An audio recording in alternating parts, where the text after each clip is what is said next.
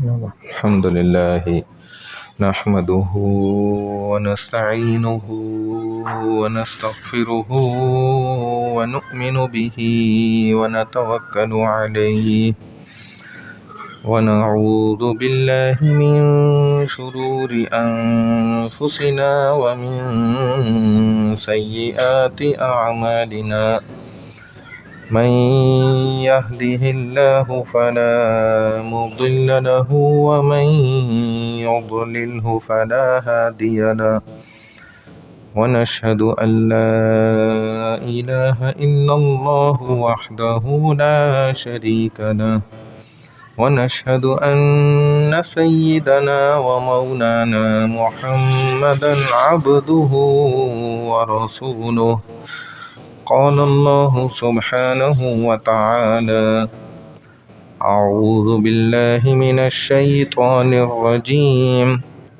بسم الله الرحمن الرحيم فانكحوا ما طاب لكم من النساء مثنى وثلاث ورباع صدق الله العظيم۔ سیرت رسول پاک صلی اللہ تعالی علیہ وسلم کی زندگی کے ازواج کے زمانے کو ہم ذکر کر رہے تھے، تو تمام بیویوں کا ذکر چل رہا تھا، جس میں آخری ذکر حضرت بی بی صفیہ رضی اللہ تعالی عنہا کے ساتھ جو رسول اللہ صلی اللہ علیہ وسلم کا نکاح منعقد ہوا خیبر کے فتح ہونے کے ساتھ، اور خیبر کے جتنے بھی علاقے تھے ان کی بھی فتح حاصل ہوئی مسلمانوں کو۔ یہودی مسلمانوں کے ہاتھوں شکست خوردہ ہوئے اور یہودی جزیہ دینے پر راضی ہو گئے، ان کا فیصلہ ہو گیا۔ خیبر کے تمام قلعے مسلمانوں کے ہاتھوں فتح ہوئے۔ اب بی بی صفیہ خیبر کے بڑے سردار کی بیوی تھیں، اور اسی طرح بہت بڑے سردار کی بیٹی بھی تھیں۔ اب یہ بھی مسلمانوں کے ہاتھوں مال غنیمت کی صورت میں آ گئیں۔ حضور صلی اللہ علیہ وسلم کے ایک صحابی حضرت دحیہ رضی اللہ تعالی عنہ کے حصے میں آئیں، کیونکہ جو مال غنیمت آیا کرتا تھا وہ تقسیم ہوا کرتا تھا۔ تو جس حساب سے جس نے جتنی محنت اور جہاد میں صف اول میں اس نے اپنی صلاحیتیں دکھائی ہوتی تھیں، اس اعتبار سے اس کو زیادہ بڑا انعام ملتا تھا، اور یہ شریعت کا حصہ ہے۔ اب کچھ دیر ہی گزری تھی کہ کچھ صحابہ حاضر ہو گئے اور کہنے لگے، یا رسول اللہ، اللہ نے ہمیں فتح دے دی، عزت دے دی ہم مسلمانوں کو، بہرحال یہود دیکھا جائے ہیں تو اہل کتابی، ہم مسلمانوں سے قریب، کافروں کے مقابلے میں اہل کتاب قریب ہیں۔ تو کہا کہ اگرچہ وہ ہیں تو اہل کتابی، اور دیکھا جائے تو ان کی قوت بھی ختم ہو چکی ہے رسول اللہ، تو ہم یہ چاہتے ہیں، ان کو چونکہ مدینہ سے بھی نکال دیا گیا اور دیگر دوسرے علاقوں میں بھی ان کی اب وہ طاقت اور قوت باقی نہیں رہی، لیکن یا رسول اللہ ہم یہ چاہتے ہیں یہ جو بی بی صفیہ ہے نا، یہ بہت بڑے سردار کی بیٹی ہیں، اور دوسرے نمبر پہ بہت بڑے سردار کی بیوی بھی ہیں، تو ہم یہ چاہتے ہیں کہ آپ ان سے خود شادی کر لیں۔ دیکھیں وہ صحابہ آپ کے سامنے پروپوزل رکھ رہے ہیں ان کی طرف سے کہ کم از کم یہ بات تو ہو جائے گی کہ آپ نے سرداروں کی لاج رکھ لی، آپ نے ان کی عزت کو اپنے گھر میں ہی محفوظ کیا، اور یہ بات بھی ممکن ہے کہ وہ اس عمل کو دیکھ کر شاید اسلام کی طرف متوجہ ہو جائیں، اسلام میں داخل ہو جائیں، کہ دیکھو ان کا جو سب سے اعلیٰ نبی ہیں انہی کے نکاح میں ہماری بیٹی چلی گئی، تو کیا پتہ اسلام قبول کرنے کا بھی یہ ذریعہ بن جائے بات۔ تو حضور صلی اللہ علیہ وسلم نے فرمایا کہ آپ کی بات تو بہت اچھی ہے، مشورہ تو آپ نے بہت زبردست دی ہے، لیکن چونکہ وہ آٹومیٹیکلی داحیہ کے حصے میں جا چکی ہیں، لہذا میں تو اپنے صحابی سے کبھی بھی نہیں مانگوں گا، میری تو یہ عادت ہی نہیں ہے کہ میں ان کے سامنے سوال کروں۔ تو کہا اچھا یا رسول اللہ۔ اب یہ صحابہ گئے حضرت داحیہ رضی اللہ تعالیٰ عنہ سے ذکر کرنے، تو داحیہ فرماتے ہیں کہ واللہ بخدا، مجھے تو ابھی تک میں نے اس خاتون کو دیکھا ہی نہیں، مجھے پتہ ہی کوئی نہیں، کچھ اندازہ تو ہوا ہے، لیکن باوجود اس کے کہ وہ اگرچہ میرے حصے میں آ گئی ہیں، لیکن آپ جو بات کہہ رہے ہیں تو میری تو اپنی جان حاضر ہے حضور صلی اللہ علیہ وسلم کے لیے۔ ایک عورت کیا ہے، میری تو اپنی جان حاضر ہے۔ تو بس پھر حضور صلی اللہ علیہ وسلم کو بتلایا گیا، تو آپ صلی اللہ علیہ وسلم نے فرمایا ٹھیک ہے پھر میں راضی ہوں۔ اس طریقے سے اللہ کے رسول کا نکاح بیوی صفیہ رضی اللہ تعالی عنہ کے ساتھ ہوا ہے، جبکہ آپ کی تو اپنی کوئی ذاتی خواہش نہیں تھی۔ اب جب نکاح میں آئیں تو آپ کے چہرے پر ایک نشان تھا۔ اب سرکار دو عالم صلی اللہ تعالی علیہ وسلم نے ایک دن پوچھا کہ اے صفیہ یہ نشان کس چیز کا ہے؟ تو فرمانے لگیں کہ حضور نہ پوچھئے۔ فرمایا کہ اب تو میں پوچھ چکا ہوں، اب تو تم بتاؤ۔ کہا کہ میں آپ کو جواب دوں گی، آپ کو ناگوار گزرے گا، برا لگے گا۔ فرمایا کہ نہیں بتلاؤ تو صحیح۔ تو کہا کہ کچھ عرصے پہلے میں نے ایک خواب دیکھا، میں سو رہی تھی، خواب میں نے کیا دیکھا کہ آسمان سے چاند زمین پہ اتر کے آ گیا اور میرے بستر میں میرے ساتھ لیٹ گیا۔ دیکھیں، تو میں نے صبح جاگتے ہی اپنا خواب اپنے شوہر کو سنایا کہ رات کو میں نے یہ خواب دیکھا تھا۔ تو میرے خاوند نے غصے میں مجھے یہ زور کا مارا، تو یہ میرے چہرے پر جو آپ کو اب زخم نظر آ رہا ہے نا، یہ اسی چیز کا زخم ہے۔ تو اور وہ کہنے لگا کہ اچھا حل تریدین زواجک بمحمد، کہ تو محمد صلی اللہ علیہ وسلم سے نکاح کرنا چاہتی ہے، ان کی بیوی بننا چاہتی ہے۔ حالانکہ یہ تو یہودی تھے، تو یہ بھی جانتے تھے کہ اس دنیا میں اگر کسی کی تشبیہ چاند کے ساتھ دی جا سکتی ہے تو وہ ایک ہی ذات ہے، اور وہ کس کی ہے؟ محمد الرسول اللہ کی ہے۔ یہ یہودی بھی اس بات کو دیکھ کے اچھی طرح جانتے تھے کہ ان کے مماثلت جو انہوں نے اب بات ذکر کی ہے نا، اس کا مقصد کیا ہے کہ اس سے مراد حضور صلی اللہ علیہ وسلم ہی ہے۔ وہ دیکھیں، اب غور کریں تو حضور صلی اللہ علیہ وسلم کی جو ازواج کا ذکر چل رہا ہے نا، اس میں تمام ازواج سے جو نکاح ہوا ہے اللہ نے کروایا، اللہ نے طے کروایا۔ اب بی بی صفیہ کے علاوہ بی بی حفصہ اور بی بی میمونہ رضی اللہ تعالی عنہما، یہ جو حضرت بی بی میمونہ رضی اللہ تعالی عنہ ہے نا، یہ مدینہ کے قریب نظریہ کا ایک اس کے نزدیک مقام آتا ہے، اس کو وادی صرف کہا جاتا ہے، وادی صرف۔ یہ وہیں پر ان کا ابھی بھی مزار نما بنا ہوا ہے، اور یہ بی بی میمونہ اسی جگہ کے رہنے والی ہیں۔ اور عجیب بات دیکھیں کہ ولدت بصرف ونکحت بصرف وزوجت بصرف وماتت بصرف، کہ بیوی میمونہ کی پیدائش بھی، پیدا ہونا بھی اسی جگہ وادی صرف میں ہے، اسی طرح آپ کا نکاح ہونا بھی وادی صرف میں، جوانی وہ بھی وادی صرف میں، پوری زندگی بھی وادی صرف میں، آپ کا انتقال بھی وادی صرف میں ہی ہوا، اور آپ کی تدفین بھی وہیں پر ہے۔ تو بی بی جویریہ جو ہیں یہ رضی اللہ تعالی عنہ ایک آپ کی زوجہ ہیں، یہ نضر بن حارث کی بیٹی ہیں۔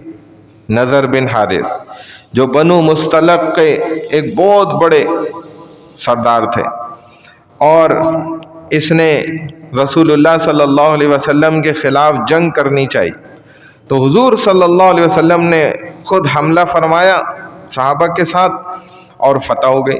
اب نضر بن حارث شکست خوردہ ہوا، ہار گیا، اور اس کی جو بیٹی تھی جویریہ، یہ حضور صلی اللہ علیہ وسلم کے پاس آ گئیں۔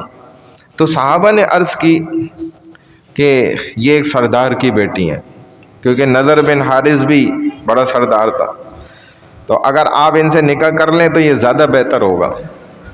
اسی معاملے کی طرح اگرچہ نضر بن حارث آپ کا دشمن ہے، لیکن وہ بنو مستلق کا بڑا سردار ہے، تو یہ اسلام پھیلنے کا بھی ایک قوی ذریعہ بن سکتا ہے۔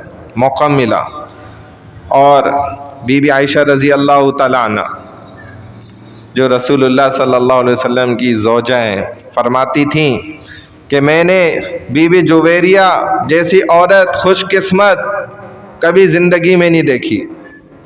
تو دوسری جو ازواج تھیں اور ان کے محرمات تھے، وہ پوچھتے تھے کہ یہ کیا بات آپ کرتی ہیں کہ بی بی جویریہ جیسی عورت خوش قسمت آپ نے کبھی نہیں دیکھی؟ تو سب نے پوچھا کہ وہ وجہ تو بتائیں، یہ کیسے، آپ یہ بات کیسے کرتی ہیں؟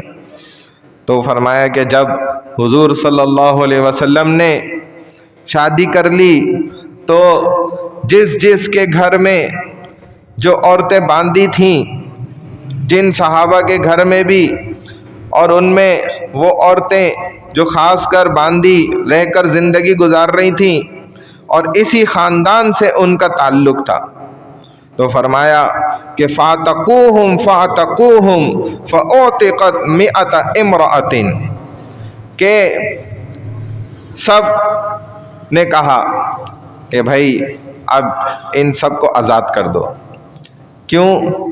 کیونکہ حضور صلی اللہ علیہ وسلم کے خاندان والوں کو ہم غلام بنا کر، کنیز بنا کر ہرگز نہیں رکھ سکتے، کیونکہ حضرت جویریہ جب نکاح میں آ گئیں تو ان کے خاندان، ان کے قبیلے سے متعلق یہ 100 عورتیں تھیں جو مختلف اصحاب کے یہاں کنیز تھیں، اور کیا بنی ہوئی تھیں؟ باندیاں۔ تو صحابہ کو غیرت آئی، تو ان کے ساتھ نکاح ہوتے ہی 100 باندیاں ایک دم ایک دفعہ میں آزادی ان کو ملی۔ تو کہتی تھی کہ ان کو آزادی ملی ان کی وجہ سے 100 لڑکیوں کو، 100 لڑکیاں ایک ساتھ، تو یہ بڑی خوش قسمت تھی۔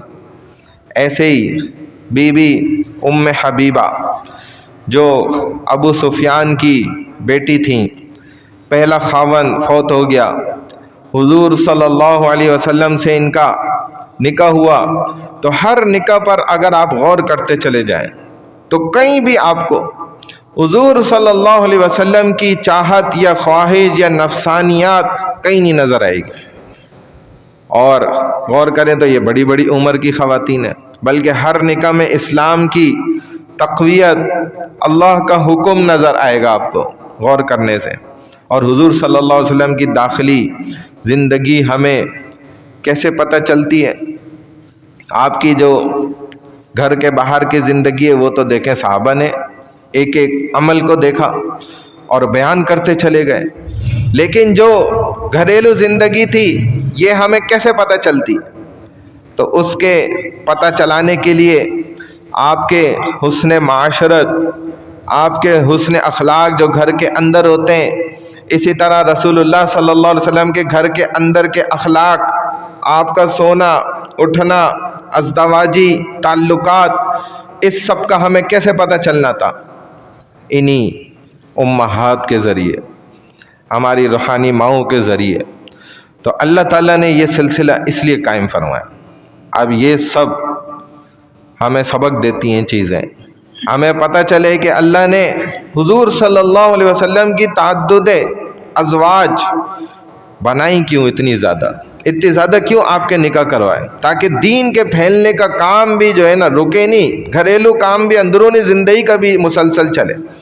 اب پورے عالم میں اس اسلام کے پھیلنے کا، اور اللہ پاک نے مسلمانوں کے لیے کہ ہر مسلمان کے لیے 4 شادیاں رکھیں، یہ اجازت کیوں دی؟ اس کی بھی بڑی لاجک ہے۔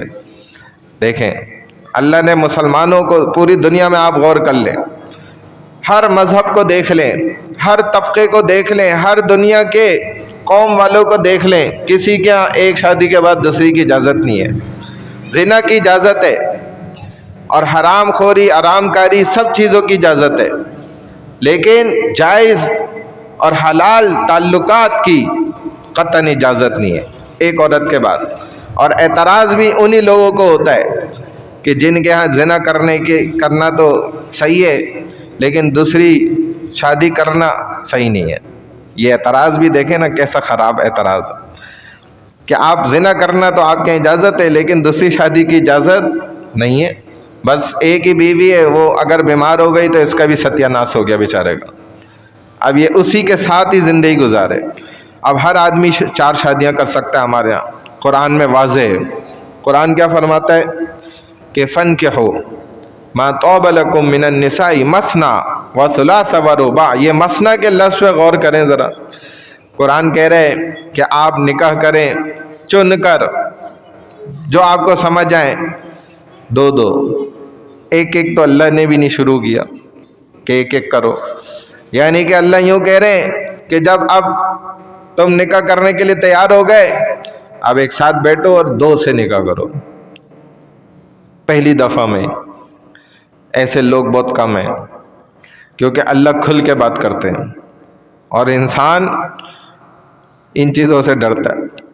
تو اللہ نے جو فارمولہ دیا ضرور اس میں کوئی بات ہوگی اور کرنے والے کم ہیں۔ تو فرمایا اگر چاہو تو 4 شادیاں کر لو، یعنی ایک وقت میں ایک مرد گھر میں 4 بیویاں رکھ سکتا ہے۔ اور اگر ایک بیوی خدا نخواستہ، بلکہ ہمارے لوگ تو کہتے ہیں بھئی خدا نخواستہ نہیں کہیں، انشاءاللہ کہیں کہ مر جائے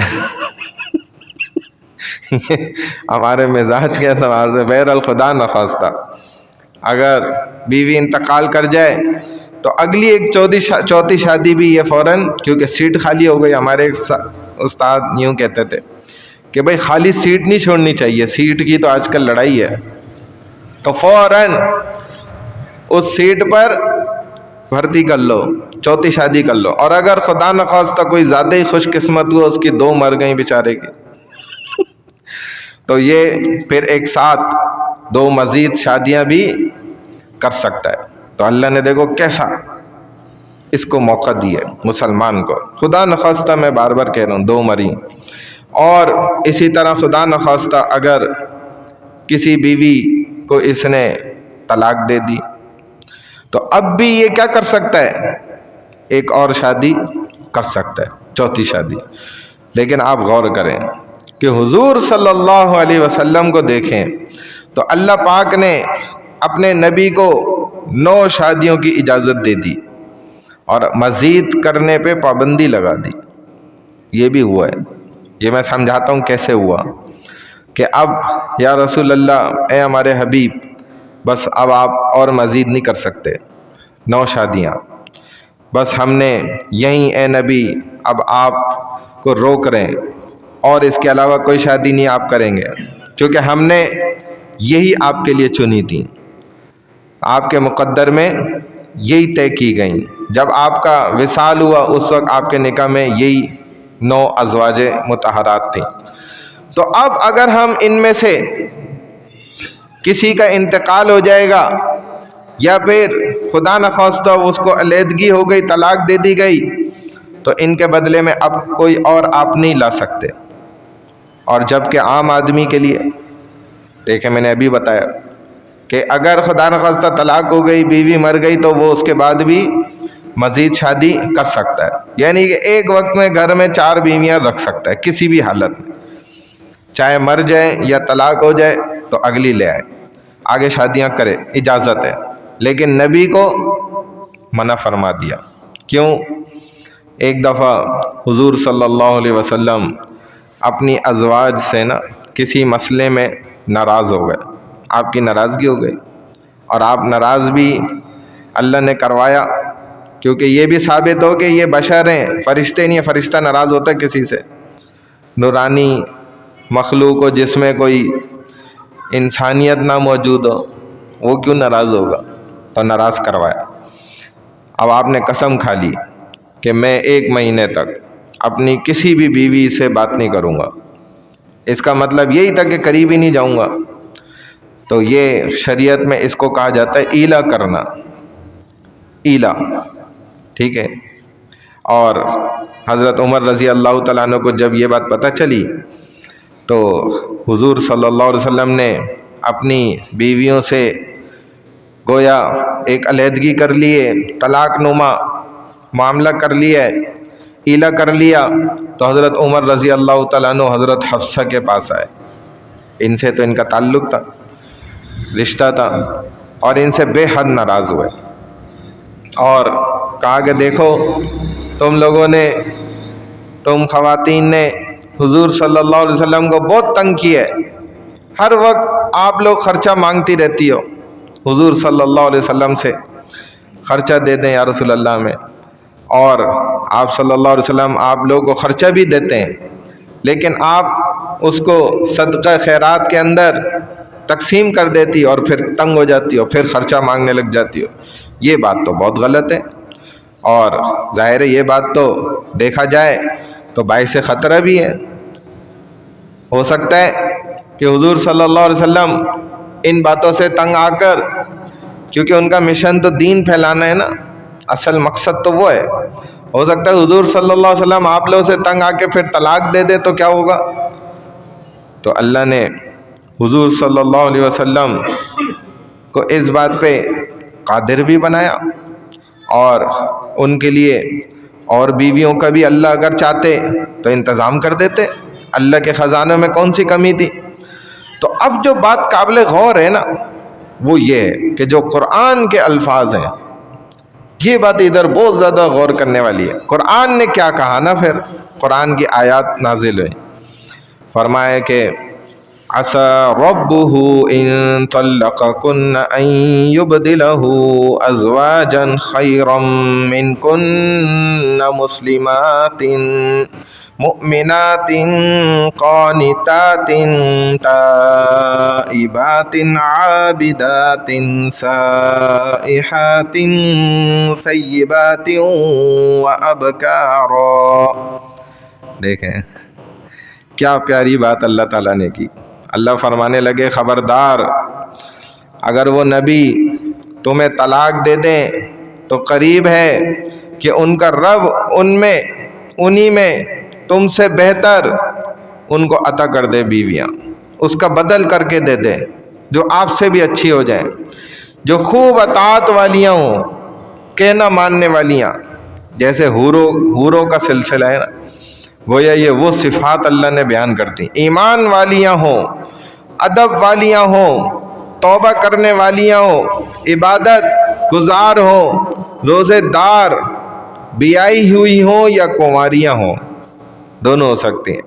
یعنی اگر اللہ چاہے تو اور زیادہ بہتر کو بھی لا سکتا ہے. اب دیکھیں اس کے اندر کیا راز کی باتیں اللہ نے چھپائیں. اب یہاں ایک مسئلہ بھی سمجھنا چاہیے، علماء نے لکھا ہے کہ اب حضور صلی اللہ علیہ وسلم نے کسی بیوی کو طلاق نہیں دی. یہ آیات جب نازل ہوئی نا اس کے بعد سے نا آپ بھی بڑے محتاط ہو گئے، اور اللہ نے یہ حکم بھی کر دیا کہ اب حضور صلی اللہ علیہ وسلم یہ آپ کی بیویاں ہیں، ان کے علاوہ کسی اور کو اللہ نے اب آپ کے نکاح میں دینا بھی نہیں ہے. اس کی وجہ کیا ہے؟ اب آپ کا مزید نکاح نہیں ہو سکتا. یہیں سے علماء نے یہ نقطہ بھی نکالا ہے اسی آیت سے کہ اگر ان کے علاوہ کوئی اور بیویاں بہتر ہوتی تو اللہ ان سے آپ کا نکاح فرماتے، لیکن ان کے علاوہ کوئی اور بیویاں بہتر نہیں ہیں. فرمایا اس کا مطلب یہ اس آیت کا کہ سب میں بہتر ہیں یہی جو آپ کے نکاح میں ہم نے دیں، چن چن کر. کائنات کی سب سے بہترین خواتین یہی ہیں، تو اس لیے ان سے کسی اور کو ہم نہیں بدلیں گے. یہ قرآن کہہ رہا ہے. اور ایک عجیب جو 2 الفاظ قرآن نے اس آیت میں آخر میں کہے نا، سیبات و ابکارا، یہ بڑے عمدہ کہے کہ بیوہ اور کنواریاں اللہ کہہ رہے ہیں. تو ترتیب دیکھیں کیا اللہ سیکوینس بیان کر رہے ہیں. کہ جو بیوہ ہیں اور کنواری ہیں. اور حضور صلی اللہ علیہ وسلم کی پہلی شادی کس سے ہوئی؟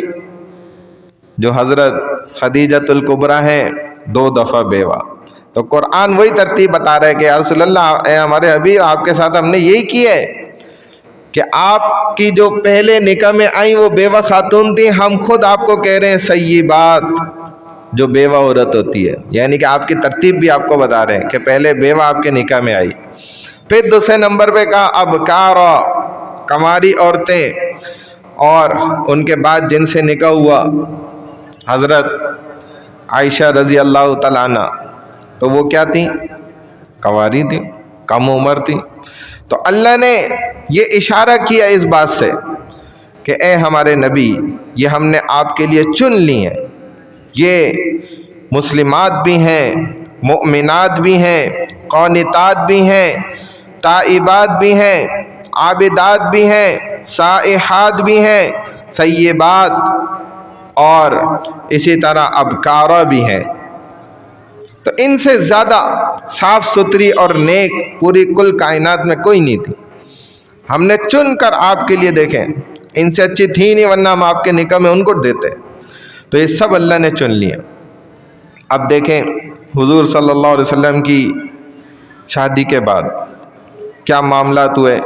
دیکھا جائے سرزمین مکہ کو غور سے دیکھیں تو کافر ہو کر بھی جو ہے نا، اب لوگ کیا فیصلے کر رہے ہیں.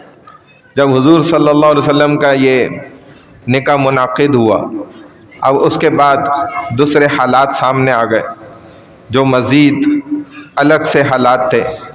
وہ کیا تھے؟ ایک واقعہ سامنے آیا کہ اب اللہ کے گھر یعنی کعبۃ اللہ کی تعمیر ہونی ہے. جب یہ آپ کے نکاح ہوئے، آپ صلی اللہ علیہ وسلم کو نبوت ابھی نہیں ملی، حضرت خدیجہ سے آپ کا نکاح ہوا ہے. تو اب ایک بہت بڑا سانحہ بھی کہہ سکتے ہیں اس کو، واقعہ پیش آیا. کعبۃ اللہ کی تعمیر کا وہ واقعہ تھا، اور ان کی طرف سے یہ بات کفار کی جانب سے یہ سامنے آئی کہ بھائی چونکہ یہ کعبۃ اللہ جو ہے نا، اس کی دیواریں بہت زیادہ کمزور ہو گئیں، کسی بھی وقت گر سکتی ہیں، اور اس کی تعمیر کی اشد اب ضرورت ہے. تو کافروں نے انہوں نے فیصلہ کیا اس بات کا، کہنے لگے کہ بھائی دیکھو، کعبۃ اللہ کی تعمیر کے لیے سب نے پیسہ اکٹھا کرنا ہے. اور اب یہ کافر ہی بیٹھے ہوئے کیا بات طے کر رہے ہیں، کہہ رہے ہیں کہ دیکھو بھائی، جو بھی پیسہ کعبۃ اللہ کی تعمیر پہ لگے گا وہ سارا حلال ہونا چاہیے، حرام پیسہ نہیں لگے گا. اللہ دیکھے کیسے کیسے کام لیتے ہیں، کافر سے بھی اللہ کیسے کام لے رہا ہے. اور ہم دیکھتے ہیں بعض جگہوں پر کہ سود کے مال سے اور اسی طرح حرام ادارے، انشورنس کمپنیاں کیسی بڑی بڑی مساجد بناتی ہیں. ٹھیک ہے، ایک تو یہ حرام اور سود کے مال سے، یعنی کہ خراب مال سے. اسی طرح قبضے کی جگہ پر بھی بناتی ہیں. اسی طرح سرکار کی ملکیت والی جگہ پہ بغیر اجازت کے بھی مساجد بنا دی جاتی ہیں. تو ان سب کا تو ایک مسئلہ سمجھ لیں یہاں، جو شرعی مسئلہ ہے، کہ ایسی مساجد بنانا بھی غلط ہے، اور ایسی مساجد میں فقہا کہتے ہیں، فتویٰ بھی دیتے ہیں اس بات پہ کہ نماز بھی درست نہیں ہوتی، کیونکہ ظاہر ہے یہ ایک تو غضب کی جگہ جو قبضہ کر لی گئی ہے، جس کا حق ہے اس کو واپس دینا ضروری ہے. اسی طرح حرام مال تو اللہ اس پر زکوٰۃ فرض نہیں کرتے، کیونکہ وہ اس قابل ہی نہیں ہے. تو جائے کہ اس سے اللہ کے گھر کو بنایا جائے، ایک اینٹ بھی نہیں اس سے لگائی جا سکتی.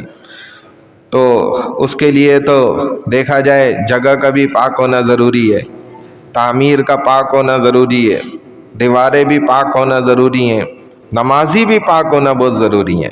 یہ ساری باتیں ضروری ہیں. تو اب یہ کافروں نے مشورہ کیا، اکٹھے ہو گئے، کہتے ہیں ان کے مشورے کی ایک جگہ تھی، وہاں پہ جمع ہوئے. اب پیسہ جمع کرنے کے لیے کہہ رہے ہیں کہ حلال مال صرف جمع ہوگا، حرام کوئی نہیں دے گا. تو یہ جو پیسہ انہوں نے اکٹھا کیا، جمع کیا، پتہ چلا جی پیسہ تو کم ہے. اب اتنے سے تو یہ پوری جو ہے نا تعمیر ہو ہی نہیں سکتی ہے. اچھا، جو شرائط بھی انہوں نے لگائی نا، کون کون سا اللہ کے گھر پہ پیسہ لگے گا، کون کون سی قسموں کا نہیں لگے گا نا، یہ بات آ رہی ہے، یہ بھی میں بتاتا ہوں. اب جتنا پیسہ جمع ہوا اس سے کہنے لگے بھائی بیت اللہ جہاں تک آج بنا ہوا ہے نا، بس اتنی تعمیر ہو سکے گی، باقی کا جو حصہ ہے بس اس کو نا ایسے ہی چوکٹ لگا کے بس بند کر دیتے ہیں کہ یہ نشانی باقی رہے کہ یہ بھی بیت اللہ کے اندر کا ہی گویا حصہ ہے. یہ رہ تو باہر گیا چونکہ حلال مال اتنا تھا نہیں، جس میں اب آپ دیکھتے ہیں یہ حجر اسماعیل ہے اصل، اور ادھر مزاب رحمت بھی ہے. اس کی دیوار بنا کر اس کو بھاری کر دیا. تو کہا بھائی بھلے کعبہ کو چھوٹا کر دو لیکن کعبہ کے اوپر حرام پیسہ ہرگز نہیں لگنے دیا جائے گا. اب حلال کے پیسوں سے ہی لکڑی خریدیں گے، حلال کے پیسے سے ہی ساری تعمیرات کریں گے. اب یہ مسئلہ آ گیا کہ بھائی لکڑی کا انتظام کہاں سے کیا جائے، اور اسی طرح بنا کی دیوار کے لیے جو کعبۃ اللہ بنا ہوا ہے اس وقت موجود ہے وہ پتھروں کا بنا ہوا ہے، اور یہ جو سرزمین مکہ والے تھے یہ پتھروں سے گھر بنانا ہی نہیں جانتے تھے، ان کو پتہ ہی کچھ نہیں تھا. یہ لوگ کچی مٹی سے گھر بناتے تھے، چھپڑے نما اوپر بنا دیتے تھے، اس میں رہتے تھے. تو کہنے لگے کہ بھائی یہ تو کام بڑا انوکھا ہو گیا، تعمیر تو ہم کرنا بھی چاہتے ہیں. اب مسئلہ یہ آ گیا. پھر اگلا مسئلہ یہ آ گیا کہ بھائی اس کو گرائے کون؟ کعبۃ اللہ کو، کیونکہ ڈرے ہوئے تھے سارے. کہتے تھے کہ بھائی پہلے ہی تم لوگ دیکھ لو کہ جب وہ ابرہہ آیا تھا تو کیا معاملہ ہوا تھا. ابرہہ نے حملہ کرنے کی کوشش کی تو تمہیں پتہ ہے کہ کیا حالات پیش آئے تھے. اب گھبرانے بھی لگ گئے کہ توڑے گا کون، اور ہماری جبکہ نیت تو بالکل صحیح ہے. تو اب یہ ساری چیزیں نا ان کے سامنے آ گئیں، سارے مسائل. اتنی جرت کون کرے گا؟ جیسے ہمارے زمانے میں تو لوگ بڑی بڑی جرتیں کرتے ہیں. آپ کو پتہ ہے ہندوستان کے اندر بھی بابری مسجد کے حالات، کہ کیسے وہاں پر انہوں نے مشہور کر دی یہ بات کہ بھائی اس بابری مسجد کی ایک اینٹ کو بھی جو توڑے گا اس کو اسپیشل ثواب اجر ملے گا، اور جو مزید ایک اینٹ لگائے گا مندر بنانے کے لیے اس جگہ پہ اس کو اور ایکسٹرا مزید ثواب ملے گا. بتائیں، تو وہ عمل الٹا ہی ہو گیا. انہوں نے بابری مسجد جب بھی شہید کی تو مسلمان کیا ہندو بھی اٹھا کے اینٹیں بھلے ایک کوئی خرید کے لا سکتا ہے وہ ایک بھی لے کر آ کے ادھر پہنچائے کہ بھائی لگاؤ اور مسجد واپس بناؤ. دیکھیں اللہ تو ایسے اپنا گھر بنواتے ہیں، اللہ کسی کے محتاج تھوڑی ہیں. اللہ دلوں میں ہندوؤں کے بھی ڈال دیتے ہیں. تو اب جب لیکن جس کی عقل پہ پردے پڑ جائیں تو وہ ایک لڑکی کا بھی جو ہے نا پردہ کھینچ رہے ہیں. یہ عقل ہے. پڑھے لکھے لوگ جاہل، اب ان کے اپنے لوگ یہ مخالف ہو گئے کہ بھائی جو بھی ہے یہ عورت کی عزت ہے، آپ نے اس کو غلط کیا کھینچ کر، آپ کو معافی مانگنی چاہیے. آپ مزید آگے سے آرگومنٹس کر رہے ہیں. تو اب بڑے مشورے ہوئے، سمجھ نہیں آ رہا تھا. اب ان میں ایک ولید بن مغیرہ تھے، ان کے دیکھا جائے مکہ کے بڑے سرداروں میں یہ تھے، اور حضرت خالد بن ولید کے والد ہیں یہ. وہ بھی بڑے جرت مند صحابی تھے، بعد میں مسلمان ہوئے تھے. وہ سردار تھے، وہ کہنے لگے کہ ایسا کرتے ہیں، میں تو ویسے ہی بوڑھا آدمی ہوں، ٹھیک ہے. تو یہ خالد بن ولید کے والد بھی ہیں اور جرت مند بھی ہیں. کہنے لگے میں ویسے ہی بوڑھا ہوں، میں توڑتا ہوں، میں شروعات کرتا ہوں. تو اگر کچھ ہونا ہوگا تو میں تو ویسے ہی بوڑھا آدمی ہوں، میرے اوپر ہی عذاب آئے گا نا. تو اس چکر میں نوجوان تو بچ جائیں گے, کوئی نوجوان تو نہیں مرے گا ہم میں سے.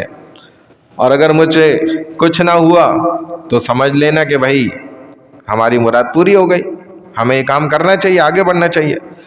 تب توڑنے کے لیے کعبۃ اللہ کی دیوار سے پہلے اوپر چڑھنا تھا, پھر اوپر سے اینٹیں توڑنا شروع کرتے ہیں. تو کہتے ہیں جیسے اوپر چڑھے, جب اندر دیکھا نا کعبۃ اللہ کے, کیونکہ چھت تو ایسی خاص تھی نہیں, جب اندر جھانکے تو دیکھتے ہیں بہت بڑا اژدہا ہے اندر, سانپ. اب بھاگے پیچھے, واپس اتر گئے نیچے. اب لوگوں کو بتانے لگ گئے بھائی اندر تو اتنا بڑا سانپ بیٹھا ہوا ہے, اور اگر ہم نے دیواریں گرا دی ہو تو ویسے ہی باہر آ جائے گا, ابھی تو اندر ہے, تو یہی زیادہ بہتری لگ رہی ہے وہ اندر ہی رہے, کیونکہ وہ میں نے غور سے دیکھا ہے وہ تو اتنا بڑا ہے کہ وہ تو ہم سے مرے گا بھی نہیں, ہم تو اس کو مار بھی نہیں سکیں گے, الٹا جو ہے نا ہم اپنی جانوں سے جائیں گے. تو لگتا یہ ہے کہ جس کا گھر ہے وہ خود نہیں چاہ رہا کہ ہم اسے توڑیں, اتنا بڑا ہے تو اس کو کیا مارو گے تم. اب انہوں نے کہا اچھا اس کا علاج پھر یہی ہے کہ آج تو یہ کام نہیں کرتے, ساری رات دعائیں کرتے ہیں, جس اللہ کا خدا کا یہ گھر ہے اس سے ہی مانگتے ہیں, ہماری نیت تو وہ جانتا ہی ہے, تو بس دیکھ لیتے ہیں یہ کر کے کہ کل کو کیا ہوتا ہے. اب یہ کافر ہیں جو یہ باتیں کر رہے ہیں, اس بات کو ذہن سے نہ نکالیے گا, یہ کوئی سیکٹر 4D والے مسلمان باتیں نہیں کر رہے ہیں. یہ اس زمانے کے کافر, اللہ نے کیسے ان کی دماغ کو پھیرا. کہنے لگے اس بات کا تو یہی علاج ہے, اب نئے سرے سے بنانا بھی ہے ہم نے, ہماری نیت تو اچھی ہے, اس کو تو ہم اسی لیے توڑنا چاہ رہے تھے صرف. تو کہتے ہیں صبح ہوئی, سارے قریش سرزمین مکہ کے لوگ کعبہ میں جو موجود تھے سارے جمع ہو گئے, اکٹھے ہو گئے, باہر نکل آئے, اور دیکھتے ہیں اچانک جو ہے ادیات کی جانب سے, ادیات کہتے ہیں یعنی دیہاتوں کی طرف سے, ایک بہت بڑا پرندہ نا اڑتا ہوا نظر آنے لگا. اتنا بڑا پرندہ کہتے ہیں کبھی ہم نے پہلے دیکھا ہی نہیں تھا, اس قدر اس کی جسامت تھی کہ پہلی دفعہ ہم دیکھ رہے تھے. اور سب کے سامنے وہ آیا اور اس نے اسی سانپ کو اپنے چونچ سے پکڑا اور لے کر چلا گیا. اب لوگ کہتے ہیں کہ ایک دم جب سب نے دیکھا تو کہنے لگے بھائی اب چاہتا ہے اللہ, لگتا ہے رب جو ہے نا چاہتا ہے کہ ہم یہ کام کریں, لہذا ولید کو توڑنے کے لیے جو ہے نا پہلے بھیجو. تو اب ولید جو ہیں وہ اپنے کو دال لے کر چڑھے اوپر, کعبۃ اللہ کے 2-3 پتھر انہوں نے توڑے اور کہا کہ اب دیکھو کچھ بھی نہیں ہوا, تھوڑا وقت گزرا نا 10-15-20 منٹ, تو کہنے لگے بھائی اب تم لوگ بھی آ جاؤ اور مل کر توڑو. تو سب کہنے لگے نہیں بھائی ہمیں تو ڈر لگ رہا ہے ابھی بھی, ہم تو تھوڑا انتظار کریں گے 24 گھنٹے کا, کیونکہ اس دوا کا اثر ہو سکتا ہے دیر سے ہو, عذاب ابھی آ رہا ہو راستے میں ہو, اس کو تھوڑا ٹائم لگنا ہو پہنچنے میں. تو ڈر گئے, کہتے نہیں بھائی ہم تو رات گزرنے کا انتظار کریں گے, کیونکہ ابرہہ بھی کعبۃ اللہ کو توڑنے آیا تھا اور اس کا حشر سب کو اچھی طریقے سے یاد ہے, لہذا ہم یہ فیصلہ اتنا جلدی نہیں کر سکتے تیزی سے, معلوم ہے 24 گھنٹے ہم ویٹ کریں گے. تو اب یہ انتظار میں بیٹھ گئے, پوری رات گزری. پھر جب کہا کہ بھائی دیکھو کچھ بھی نہیں ہوا, بالکل میں تو ٹھیک ہوں, صحیح سالم ہوں, اگلا دن نکل آیا, کہنے لگے نہیں ہمیں تو ابھی بھی ڈر لگ رہا ہے, اب ایک کام کریں کہ آپ اپنے اولادوں کو بھی اپنے ساتھ لگائیں توڑنے میں پہلے, تاکہ ہمیں اور تسلی ہو جائے. تو انہوں نے اپنے بچوں کو سب کو بلایا اور وہ ان کے ساتھ چڑھ کے اوپر کعبۃ اللہ کی اینٹوں کو توڑنے لگ گئے. اب یہ بچے بھی توڑ لیں آہستہ آہستہ, اب ایک ایک کر کے لوگ بھی آنے لگ گئے کہ بھائی ان کو اعتماد ہونے لگ گیا, واقعی ایک دن پورا گزر چکا ہے, اب ان کے بچے بھی ساتھ توڑ لیں, تو وہ بھی اکٹھے ہو گئے. حتیٰ کہ حضور صلی اللہ علیہ وسلم بھی کعبۃ اللہ کی تعمیر میں شریک ہوئے, خود بنفس نفیس. پھر جب حجر اسود کو نصب کرنے کا وقت آیا تو سارے لڑنے مرنے کے لیے تیار ہو گئے, ایک دوسرے سے قتال اور جنگ کے لیے تیار ہو گئے, اور قریب تھا کہ بہت بڑی جنگ چھڑ جاتی. لیکن حضور صلی اللہ علیہ وسلم نے پھر ان کو ایک ترتیب بتائی کہ بھائی سارے سردار ہر قبیلے کے آ جائیں, اور یہ ایک چادر ہے، اس کو پکڑ لیں. اس کے بیچ میں حجر اسود کو رکھا اور فرمایا کہ بھائی اس کو لے چلیں کعبۃ اللہ تک.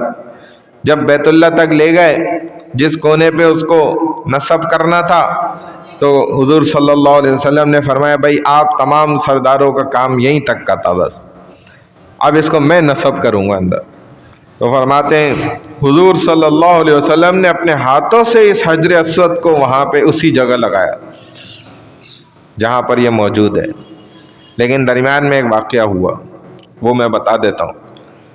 تو حجر اسود بھی، اس کا اصل نام حجر ابیض ہے، سفید پتھر. کیونکہ غور کریں تو جنت میں کوئی کالی چیز ہے ہی نہیں، جنت تو روشن ہی روشن ہے، اور سفیدی، دودھ کی سفیدی سے بھی زیادہ چمکدار سفید ہے. تو یہ انسانوں کے بار بار اس کو چومنے اور بوسہ دینے سے کہتے ہیں کہ یہ جو ہے کالا ہو گیا، گناہ اس کے اوپر آ گئے، اثرات آ گئے. تو اب حضور صلی اللہ علیہ وسلم نے اس لڑائی اور جنگ کو ایسے ختم کروایا. پھر کہتے ہیں کرامت ہے، ایک بہت بڑا بے دین فرقہ گزرا ہے جنہوں نے اپنا ایک کعبہ بنایا کعبۃ اللہ کے مقابلے پر بحرین کے اندر، اور انہوں نے اپنے کعبے کے لیے حجر اسود کو یہاں سے توڑ کر لے گئے تھے، چرا کر نکال کے لے گئے تھے. تاریخ میں پتہ چلتا ہے کہ تقریباً یہ حجر اسود جو کعبۃ اللہ میں نصب ہے، یہ کعبۃ اللہ سے تقریباً 2 روایتیں الگ الگ تاریخ سے پتہ چلتی ہیں. ایک سے یہ پتہ چلتا ہے کہ 20 سال تک، اور دوسری روایت سے پتہ چلتا ہے 70 سال تک یہ وہیں پر ان کے پاس رہا، وہ غضب کر کے لے گئے تھے. پھر غور کریں تو یہ شرف بھی حضور صلی اللہ علیہ وسلم کو حاصل ہوا ہے. جیسے آب زمزم کو آپ غور سے دیکھیں تو اس میں سیدنا ابراہیم علیہ السلام کا پاؤں، پھر جبریل جو کہ خود ایک رسول نورانی روحانی، ان کا پر، اور حضور صلی اللہ علیہ وسلم کا لعاب اس میں شامل ہوا، تاکہ پوری امت کو قیامت تک ایک نبی کے پاؤں اور ایک نوری رسول یعنی کہ جبرائیل کے پر اور محمد مدنی صلی اللہ علیہ وسلم کے لعاب کی برکت حاصل ہوتی رہے. یہ 3 فضیلتیں اس میں مل گئیں. ایسے ہی حجر اسود کو بھی یہ فضیلت ملی.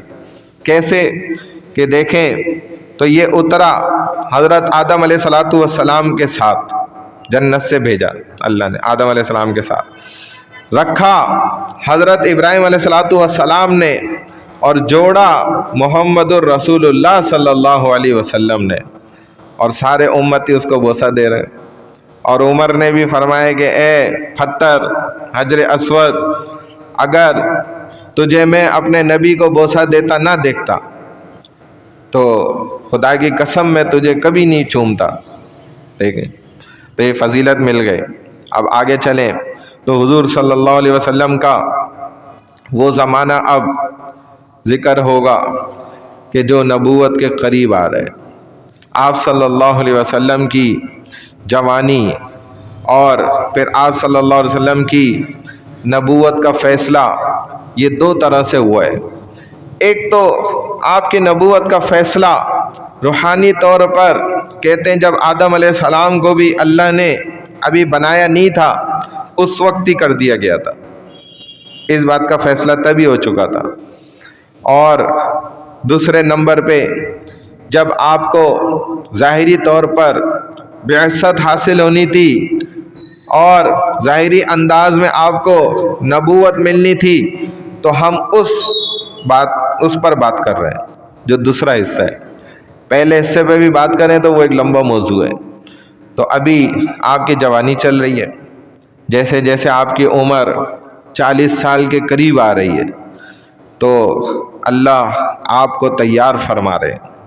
اور اسی تیاری کا ایک بہت زبردست پہلو اب میں آپ کو صرف بتا رہا ہوں، اس کے بعد بات ختم کریں گے انشاءاللہ، کہ 40 سال سے پہلے اللہ پاک نے کسی بھی نبی کو نبوت عطا نہیں فرمائی. سوائے چند ایک کے جنہوں نے اظہار ضرور کیا بچپن میں، جیسے حضرت عیسیٰ علیہ الصلوۃ والسلام نے بھی کیا۔ کم عمری کے اندر آپ بول پڑے اور آپ نے بتا دیا۔ تو بعض قصائص ایسے ہیں جن میں اللہ نے ان سے کہلوا دیا، لیکن نبوت ان کو بھی اسی عمر میں جا کے ملی۔ اور اس میں حکمتیں، 40 سال کا جو عرصہ ہے، کہتے ہیں کہ 40 سال کے بعد انسان کا جو نمو ہے نا یہ کامل ہو جاتا ہے۔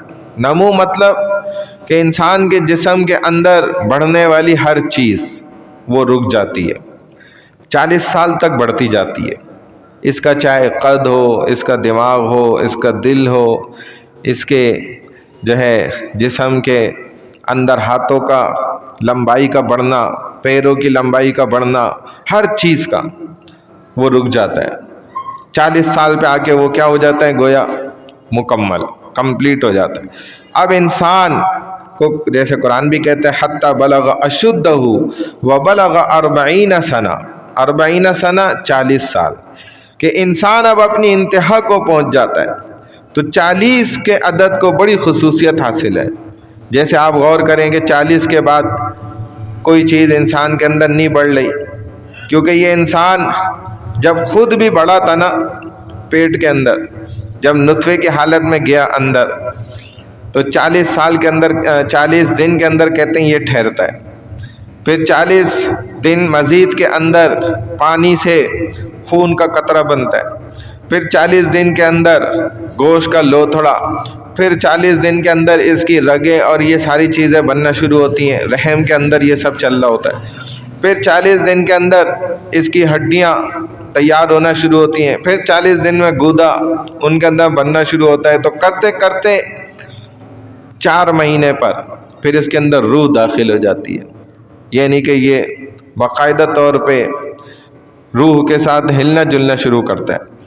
تو کہتے ہیں کوہ طور پر بھی حضرت موسیٰ علیہ السلام کو اللہ تعالیٰ نے چلہ کٹوایا، 40 دن تک بلایا۔ تو اس میں بڑی حکمت ہے۔ کہتے ہیں 40 حدیثیں بھی جو مسلمان یاد کر لے ازبر، تو یہ علماء کے ساتھ اٹھایا جائے گا قیامت کے روز۔ 40 حدیث ہے، اللہ کہہ سکتے تھے 40,000، اللہ کے رسول کہہ دیتے، لیکن 40 تو کوئی مشکل نہیں، آسان رکھا گیا معاملہ۔ 40 حدیثیں یاد کرے، علماء میں شامل ہو۔ حضور صلی اللہ علیہ وسلم کی حدیث ہے کہ فرمایا کہ جس شخص نے مدینہ منورہ کے اندر 40 دن تک، یہ بھی آتا ہے، اور 40 نمازیں، یہ بھی کہ 40 نمازیں ادا کی جماعت کے ساتھ، تو وہ نفاق کی بیماری سے محفوظ ہو جائے گا۔ دیکھیں اسی طرح ایک اور بھی اس کے اندر ذکر کیا، فرمایا کہ 40 دن تک یا 40 نمازیں جو وہاں پڑھے اللہ کے رسول صلی اللہ علیہ وسلم کی مسجد میں، تو وہ جہنم سے خلاصی اس کو دے دی جائے گی۔ ٹھیک ہے، ایسے ہی 40 دن کا چلہ تبلیغ والوں کے اندر جو لوگ لگاتے ہیں، تو اس کا مقصد کیا ہوتا ہے؟ بزرگ کہتے ہیں کہ بھئی انسان 40 دنوں کے اندر بدلتا ہے۔ اس کے جو ماحول تھا، اس کے جو برے دوست تھے، جب ان سے کٹ جاتا ہے اور 40 دن یہ کسی اچھی جگہ پہ لگا لیتا ہے، تو اس کی طبیعت میں تبدیلی آ جاتی ہے خود بخود۔ تو 40 سال کی عمر کے قریب آنے لگے رسول اللہ صلی اللہ علیہ وسلم۔ اب جو وہ پہلو ہے وہ بیان کر رہا ہوں کہ آپ پر خوابوں کے بہت زیادہ ورود ہونے لگ گئے، آپ کو بہت زیادہ خواب آنے لگے، خواب، نبی کے خواب۔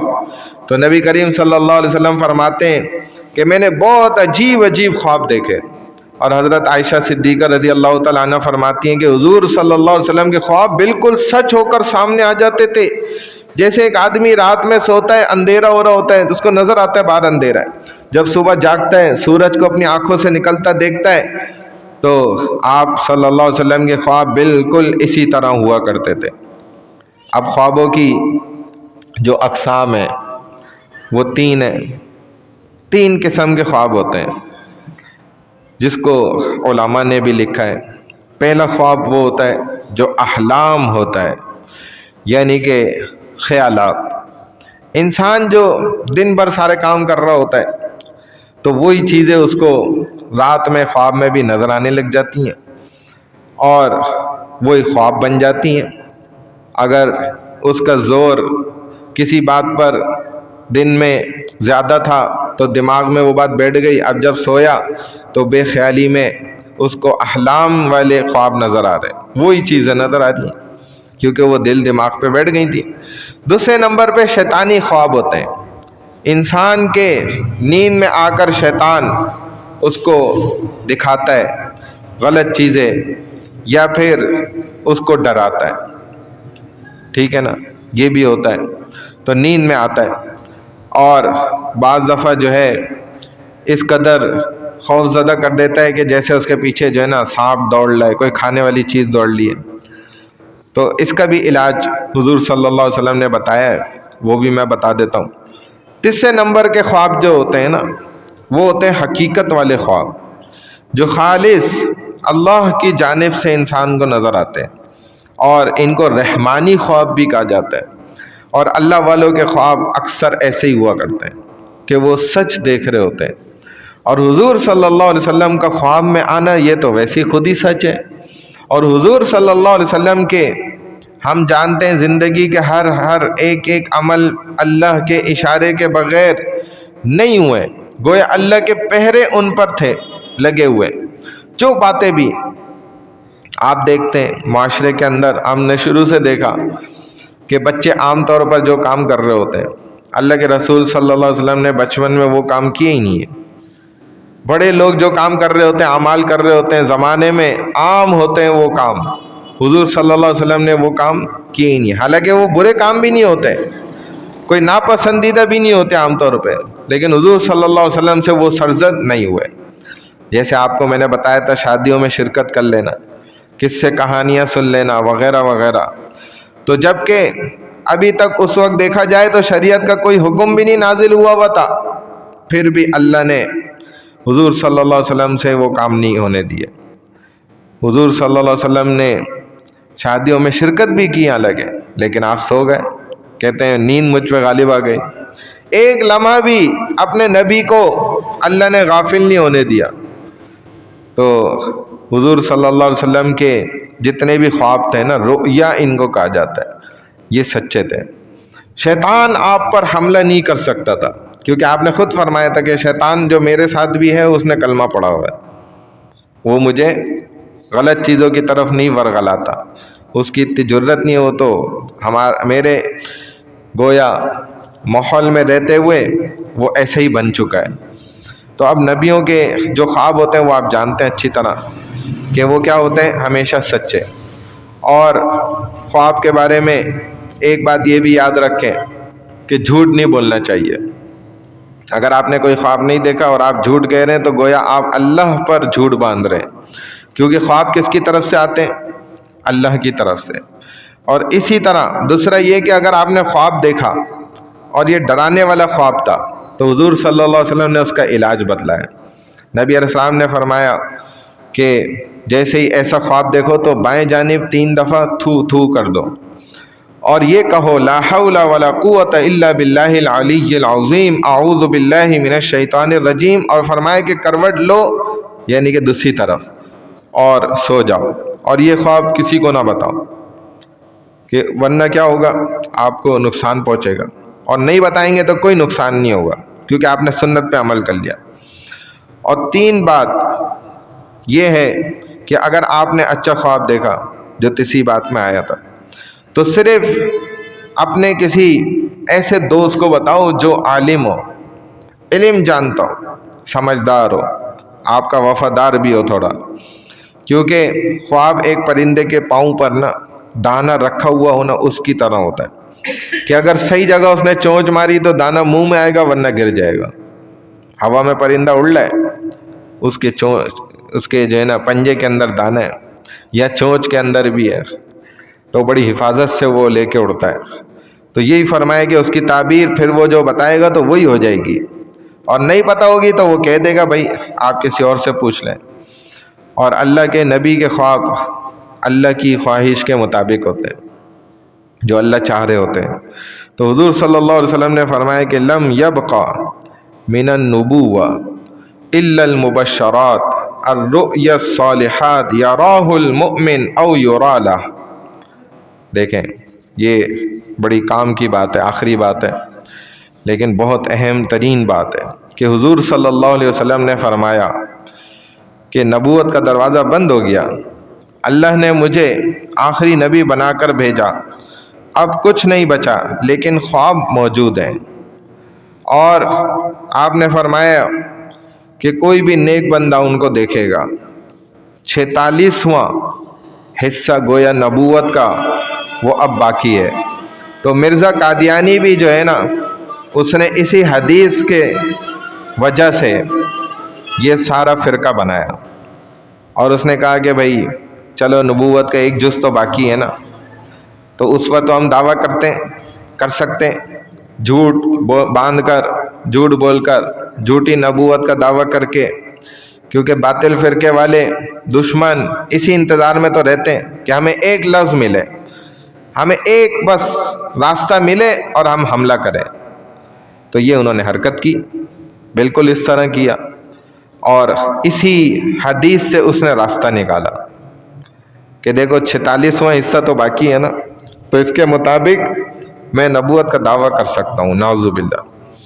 تو یہ تو دیکھا جائے بدترین مخلوق ہے قادیانی، جنہوں نے رسول اللہ صلی اللہ علیہ وسلم کی رسالت پر، نبوت کے اوپر براہ راست حملہ کیا، اور کہتے ہیں کہ جو اس معاملے میں خدمت کرے گا اللہ کے رسول صلی اللہ علیہ وسلم کے لیے، تو خود رسول اللہ صلی اللہ علیہ وسلم انشاءاللہ اس کا ہاتھ پکڑ کے اس کو جنت میں پہنچائیں گے، کیونکہ یہ ایسی زبردست خدمت ہے۔